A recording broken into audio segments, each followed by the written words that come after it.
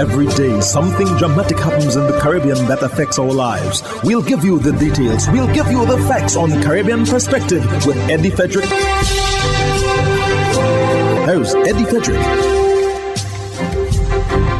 So glad you can join us. Barbados is set and ready to proceed. This story takes the lead in today's edition of Caribbean Perspective for Friday, 28th January 2022. Details when we return. Conveniently located in the Grand Anne Shopping Centre, for over 40 years, Food Fair has provided quality service at affordable prices. Now, grocery shopping is made easier and more convenient from the Food Fair web store. Hey, babe. Listen, I need you to go down to Food Fair to get some groceries. All right, no problem. Right away. Thanks, babe. What are you doing? You're supposed to be going Food Fair to get a grocery, man. I am, but didn't you know you can order your groceries online from the Food Fair web store? Are you serious? Of course. All you have to do is just to log on to www.foodfair.gd with credit card in hand, and with an order of $100 or more, Food Fair Grand Anse will deliver up to 3 miles away. And you don't even have to worry about your information, you know. Their safety measures are excellent. So hold on. You just order online and Food Fair will deliver to you? Yep. Oh, baby, better hurry up and order, man. I already did. They should be here any minute now. Enjoy easy online shopping anytime from your home or office from the Food Fair web store. Food Fair, where you can fill your baskets without emptying your pockets.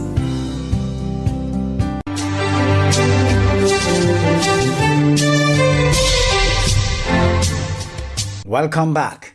Dr. William Duguid is appointed as a senior minister in the Barbados government. Prime Minister offers the DLP opposition 2 Senate seats, and good news regarding mild economic growth by the Barbados Central Bank.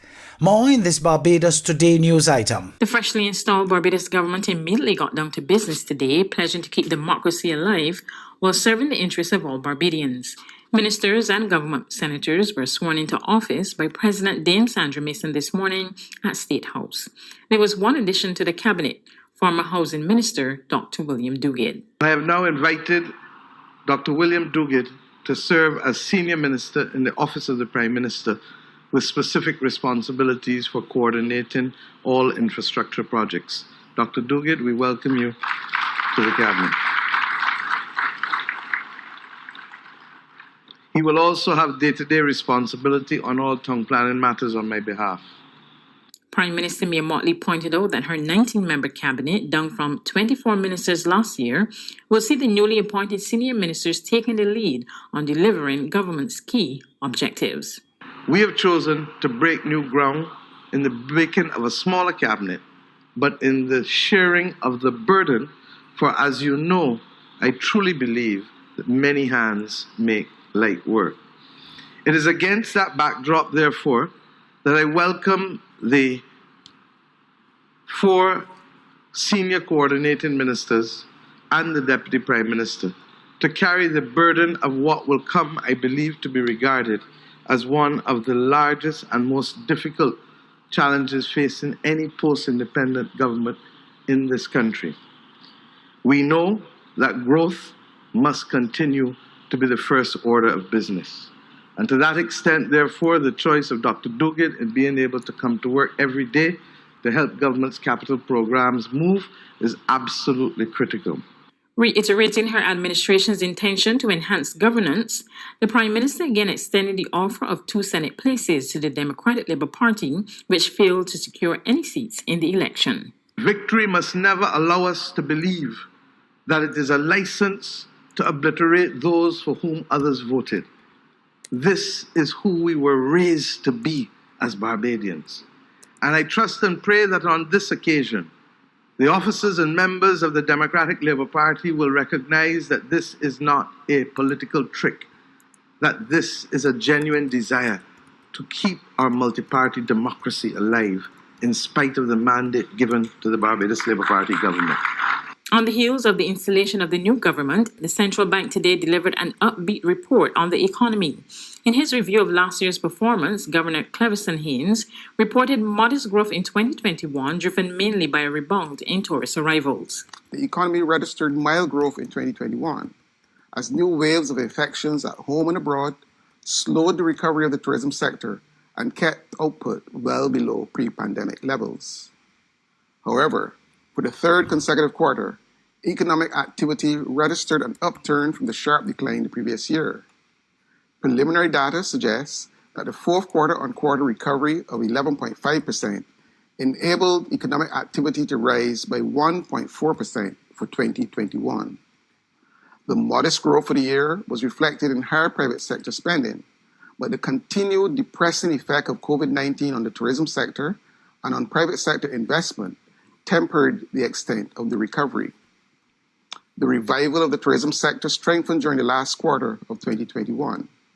Long-stay tourist arrivals in December were at their post-COVID peak, reaching 47% of the corresponding pre-pandemic level of 2019, as the relaxation of global travel restrictions, the phased reduction in health protocols, and pent-up demand contributed to a rebound in international travel.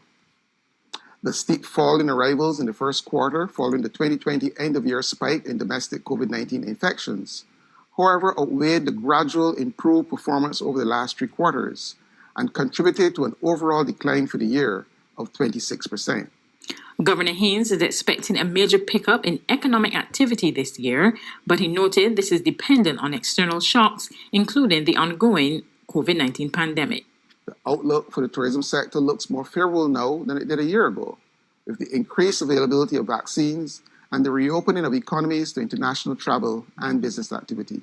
However, there still exists significant downside risks to travel, occasioned by the potential for the emergence of newer strains of the virus and the reimposition of travel restrictions in key source markets. Given the more favorable outlook, the bank anticipates that the improvement in economic activity witnessed over the last 9 months will accelerate in 2022. This should be driven in part by the continued revival of tourism. All indicators are for a strong, though partial recovery in the first quarter, aided by the favorable impact of the influx of visitors for the English cricket tours, the expansion of airlift into the country, and the positive benefits of enhancements to the tourism plan.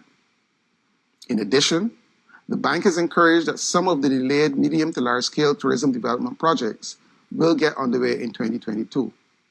The timing of the commencement of these investments, along with the ongoing upgrades by government to the infrastructure, including for roadworks and housing, and other small-scale private sector investments, should provide a further boost to the revival in economic activity.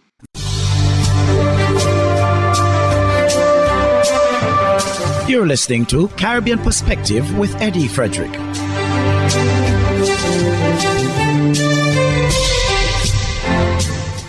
The Democratic Labour Party in Barbados has rejected an offer by Prime Minister Mia Mottley to nominate 2 people to take up 2 senatorial appointments to represent the interests of the opposition in the country's parliament in light of a party's 30-0 victory at the recent polls, saying they are not hers to give. The Prime Minister, in announcing her new cabinet and the Senate picks, said she would consult with opposition parties that contested the poll on the appointment of 2 opposition senators. But acting DLP President Steve Blackett contended that the offer was not made within what he described as the 4 corners of the law, and as such his party will not be complicit in any such arrangement. Party constitution that quote for that was Section 75, which clearly states in the absence of a leader of the opposition that the Governor General or the President now names 9 candidates instead of 7. So the gift that Morley is offering is a gift that she cannot offer. It is not an offer to us that is hers to give. So you see, once you start wrong. Blackett, however, said that the party is willing to take up the offer once it is done properly. When it properly comes to us, the organs of the party will sit at George Street and decide if we will accept the offer, and once we accept the offer, we will identify the 2 people to occupy those 2 seats in the Senate. Like the DLP, the Alliance Party for Progress was also unsuccessful in the recent poll, and its leader, Bishop Joseph Atherley, said his party would only accept the Prime Minister's offer if the process was constitutional. I I believe my party is interested in preserving democracy in Barbados and developing democracy in Barbados. And if there's something which is proposed that includes us, that is legal, it is constitutional, it is moral, I'm sure that the Alliance Party would seriously consider that. The St. Lucia Labour Party administration has started the ball rolling with consultations on whether or not to ditch the British Privy Council in favour of the Caribbean Court of Justice as the island's final court of appeal. Prime Minister Philip J. Pear indicated his administration's intention to do so in his New Year's address. More in this HTS News item. St. Lucia is set to become the next CARICOM member state to break with the British Privy Council and make the Caribbean Court of Justice, CCJ, its final appellate court. On Monday, Prime Minister Philip Pear announced that consultation with stakeholders had begun from last week.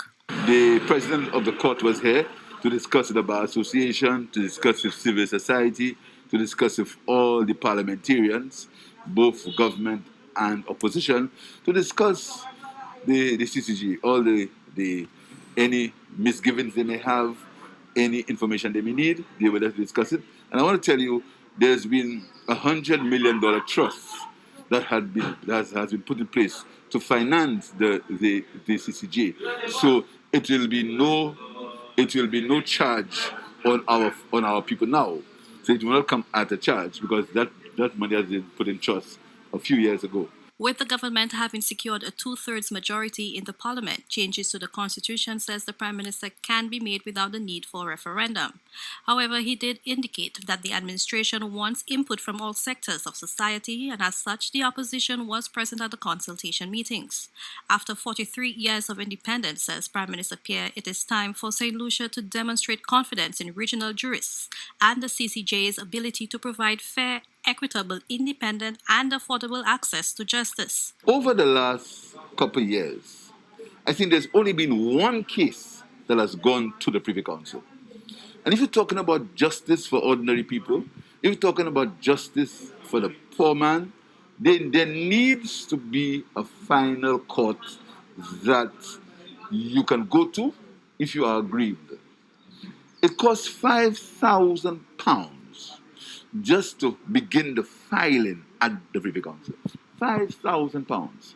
So if a poor man believes that he has been wronged in the court, he cannot go.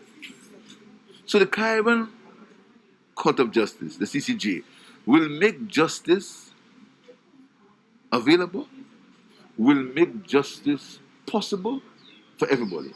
And this is what's most important. And I invite you to read what the CCJ does. There actually is a provision that ensures that people who cannot afford it will get the day in court. The Caribbean Court of Justice, which was established in 2005, has its location in Port of Spain, Trinidad. CARICOM member states which have adopted the CCJ so far include Barbados, Belize, Dominica, and Guyana. For the DBS News World, I am Zane Romulus. Dr. Carissa Etienne issued the warning during PAHO's weekly COVID-19 press conference held on Wednesday. This is the only risk that our children face. Over the last 2 years, millions of kids across the Americas have missed out on their routine medical visits, leaving them behind on their routine vaccinations. In fact, vaccination coverage has dipped so low that countries are at risk of losing 2 decades of immunization progress. As a result, countries are beginning to see outbreaks of diseases that for years had been under control.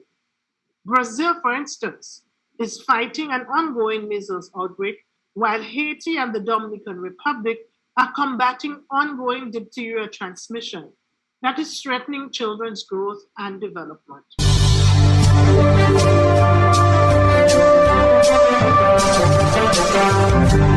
I am Eddie Frederick, wishing you a restful weekend. This has been Caribbean Perspective, a whole new approach to highlighting developments in the Caribbean.